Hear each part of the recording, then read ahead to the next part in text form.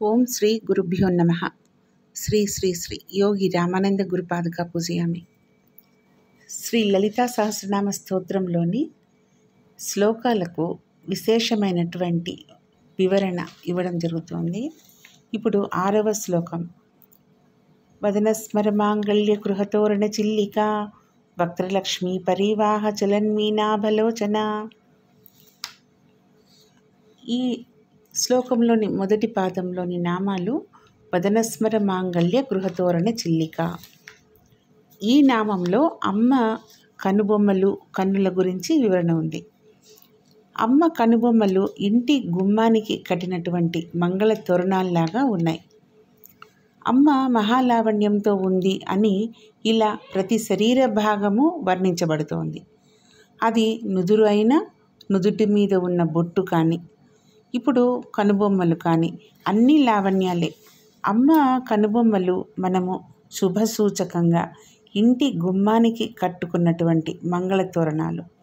ఇలా అమ్మని భావిస్తే మనం ఉన్న ఇల్లు శుభాల నిలయంగా ఉంటుంది. మొదటి పాదంలోని ప్రతి నామం యొక్క అర్థము ఇప్పుడు తెలుసుకుందాం. వదనస్మర మాంగళ్య గృహతోరణ చిల్లిక అంటే ముఖం అనేటటువంటి మన్మధుని శుభమైన నివాసానికి తోరణము వలె ఒప్పు కనుబొమ్మలు కలది అని అర్థం. ఇప్పుడు దీని గురించిన వివరణ తెలుసుకుందాం. అంటే వదనస్మర మాంగళ్య గృహతోరణ చిల్లిక అంటే మన్మధుని గృహంతో సాటివచ్చు అందం గల ముఖము శ్రీదేవి ముఖమై ఉంటే ఆ గృహానికి ఏర్పరిచిన అందమైన తోరణాల వలె ఆమె కనుబొమ్మలు ప్రకాశిస్తున్నాయి అని భావం. తోరణములు గృహానికి శుభప్రదం. ఏ గృహానికైనా మకర తోరణములు ఏర్పరిచినప్పుడు ఆ గృహము పావనమవుతుంది, అశుభాలు ఉండవు. ఇది భారతీయుల యొక్క నమ్మకం. మకర తోరణము దివ్య జీవనానికి సంకేతం. సంవత్సర చక్రమందలి ఉత్తరాయణ కాలమైన 6 నెలలు మకర తోరణమని జ్యోతిష్యము ఘోషిస్తోంది. దక్షిణాయనమున 6 నెలలు రాజతోరణమని తెలుపుతోంది. మకర తోరణము జీవుల ప్రజ్ఞను ఊర్ధ్వముఖంగా కొనిపోతుంది. వసంత నవరాత్రి కాలానికి పరాకాష్ఠకు చేరును.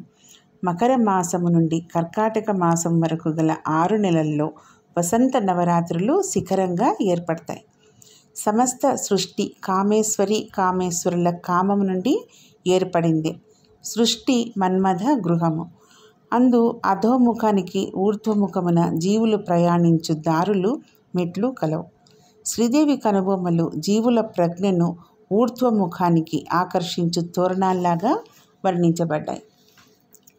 గృహతోరణములు కూడా దివ్య జీవనానికి పునరంకితమగుటకై ఏర్పరచుకొనవలను, కానీ కేవలము అలంకారప్రాయముగా కాదు.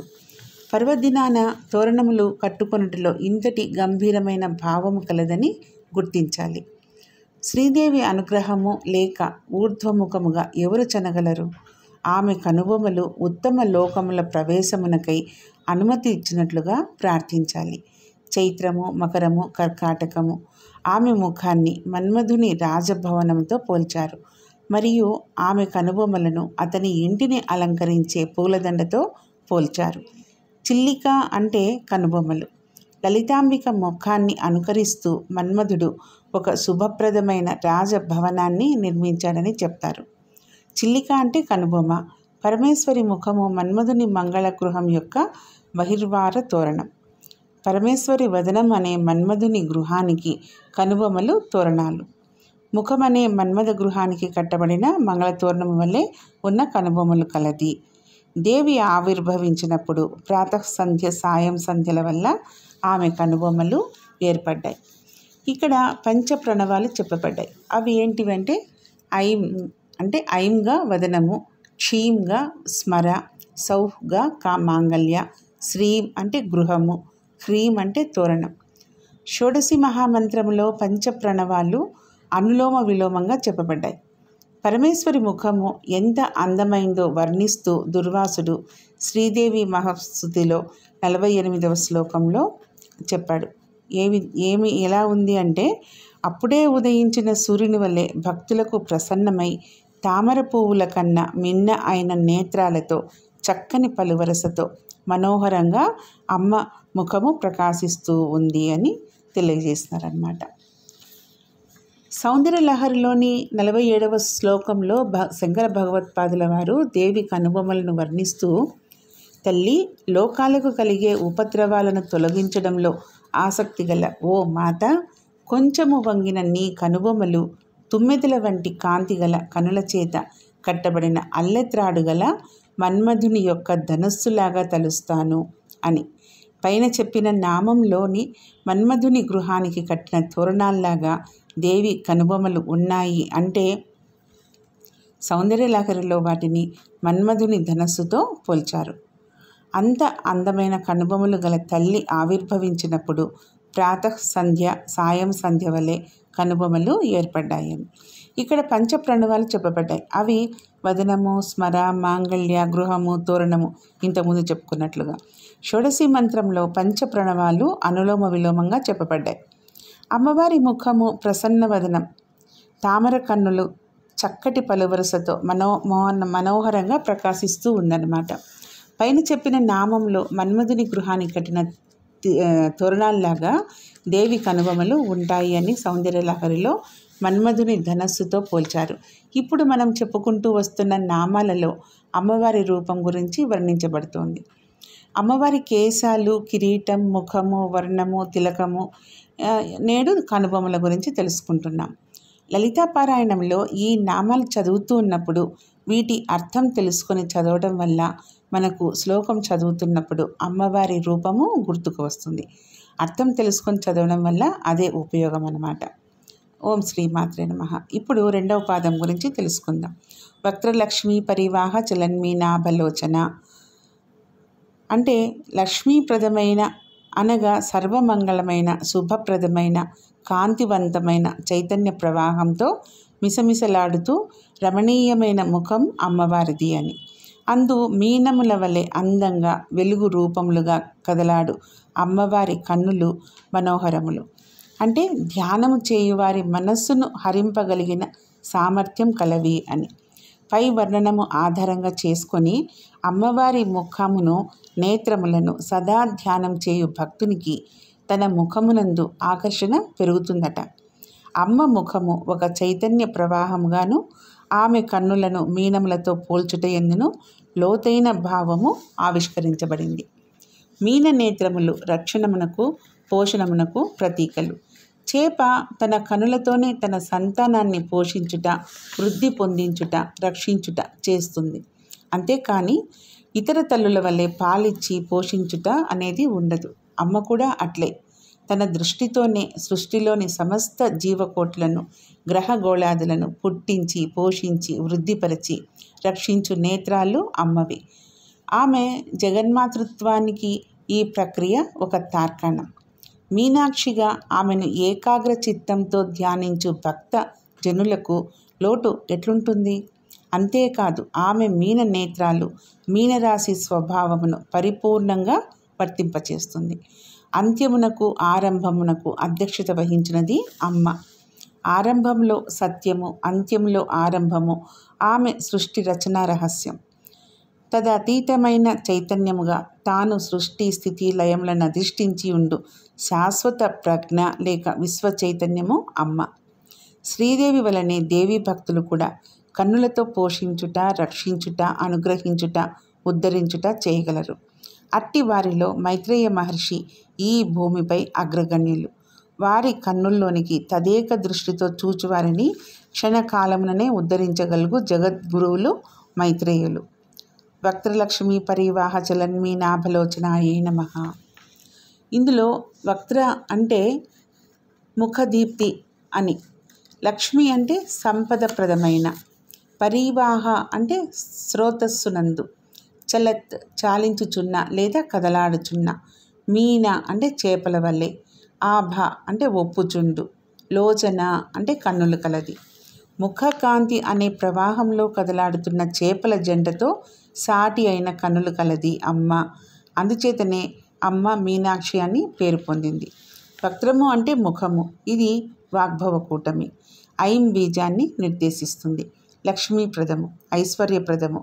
ఐశ్వర్యము విద్య రెండు పెళ్ళుబుగుతున్న పరమేశ్వరి ముఖపద్మం అనే ప్రవాహంలో కదలాడుతున్న చేపల జంటలాగా ఆ దేవి కనుదోయి ఉంది. ఇక్కడ దక్షిణ నేత్రానికి ఇంద్రుడు, వామనేత్రానికి విరాట్ పురుషుడు అధిష్టాన దేవతలు. దేవి నేత్రాలను చేపలతో పోల్చడం ఒక విశేషం. చేపలు సంయోగము సంపర్కం లేకుండానే కేవలం చూడటం చేతనే సంతానోత్పత్తి చేస్తాయి. వీటి వీక్షణ మాత్రం చేతనే సంతానానికి ఆహారం లభిస్తుందన్నమాట. అలాగే భక్తులు కూడా పరమేశ్వరి అనుగ్రహం పొందినట్లయితే వారికి సర్వాభీష్ట సిద్ధి కలుగుతుంది. అందుచేతనే ఆమె మీనాక్షి, చేప కనులు వంటి కన్నులు కలది అని, అంటే వీక్షణ మాత్రం చేతనే వాంఛితార్థములు ఇచ్చేది. సౌందర్యలహరిలోని 48వ శ్లోకంలో శంకర భగవత్పాదులు దేవి కన్నులను వర్ణిస్తూ, తల్లి నీ కుడి కన్ను సూర్యుడు కాబట్టి పగటిని జనింపచేస్తాడు, ఎడమ కన్ను చంద్రుడు కాబట్టి రాత్రిని జనింపచేస్తుంది, నీ మూడవ కన్ను అహోరాత్రులకు మధ్య ఉదయ సాయం సంధ్యలు కావిస్తుంది. ఈ రకంగా దేవి కన్నులు పగలు రాత్రి సంధ్యాకాలము వాటి వల్ల పక్షాలు మాసాలు సంవత్సరాలు యుగాలు కలుగుతున్నాయి. వీటన్నింటికీ ఆమె అతీతురాలు. ఆ దేవి నేత్రాలు వివిధ రకాలైన దృష్టులను కలిగి ఉన్నాయి. శంకర భగవత్పాదులు తమ సౌందర్యలహరిలోని 49వ శ్లోకంలో ఏం చెప్పారంటే, దేవి నేత్రాలు విశాల మొదలు విజయ వరకు 8 నగరాలకు ప్రతీకలు. ఆ నేత్రాలు విశాలమైనవి కాబట్టి విశాల నగరానికి ప్రతీక. అంతర్వికాసంతో కూడినది విశాల అనే దృష్టి అనేది అందరికీ సమానమే, కానీ కొందరి దృష్టిలో ప్రత్యేకత ఉంటుంది. అలాగే దేవి దృష్టిలో సంక్షోభణము, ద్రావణము, వశ్యము, విద్వేషణ, ఆకర్షణము, ఉన్మాదము, ఉచ్చాటన, మారణము అనేవి ఇక్కడ ప్రత్యేకమైనవి. భగవతి ఏ ప్రదేశంలో నిలబడి విశాల అనబడే దృష్టితో జన సంక్షోభం కావించిందో ఆ ప్రదేశమే విశాల నగరం. కళ్యాణవంతమైన దృష్టి కాబట్టి కళ్యాణి నగరము అని చెప్పబడింది. ఆ దృష్టి ఆశ్చర్యము లేక నవ్వుతో కూడింది. దేవి ఏ ప్రదేశంలో కళ్యాణి దృష్టితో జనాకర్షణ గావించిందో ఆ ప్రదేశము కళ్యాణి నగరం. స్ఫుటమైన కాంతి కలిగి నల్ల కలువలకు మించిన సౌందర్యం కలది. అయోధ్య నగరానికి ప్రతీక అయింది. అయోధ్య దృష్టి మొలక నవ్వుతో కూడిన కనుగుడ్లు గల దృష్టిని అయోధ్య దృష్టి అంటారు. దేవి ఏ ప్రదేశంలో నుంచుని అయోధ్య దృష్టితో ద్రావణం కావించిందో ఆ ప్రదేశమే అయోధ్య. కృపాసారమృత ధారకు ఆధారమైంది దారానగరం. అలసభావము లేక మాంద్యము గల దృష్టిని దారాదృష్టి అంటారు. దేవి ఏ ప్రదేశంలో దారాదృష్టితో శత్రువులకు ఉన్మాదం తెప్పించిందో ఆ ప్రదేశమే దారానగరం. అవ్యక్త మధురమైన ఇలాంటిది అని చెప్పటానికి వీలు కానిది మధురానగరం. వక్ర ప్రసారం గల దృష్టిని మధురా దృష్టి అంటారు. దేవి ఏ ప్రదేశంలో శత్రువులను వశీకరణ కావించిందో అది మధురానగరం. పరిపూర్ణత కలిగి అభోగము కలదైన నగరము భోగవతి. సుందరమై స్నేహంతో కూడిన దృష్టిని భోగవతి దృష్టి అంటారు. దేవి ఏ ప్రదేశంలో శత్రువులకు ఉచ్చాటన చేసిందో ఆ ప్రదేశమే భోగవతి నగరం. భక్త జనావాసమై ఆశ్రిత రక్షణమైంది అవంతిపురం. యవ్వనారంభ దశలో ఉన్న కన్య దృష్టి అవంతి దృష్టి.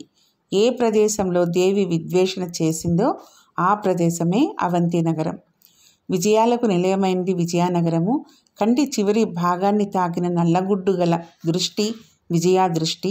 ఏ ప్రదేశంలో దేవి విజయాఖ్య దృష్టితో శత్రుమారణం గావించిందో ఆ ప్రదేశమే విజయనగరం.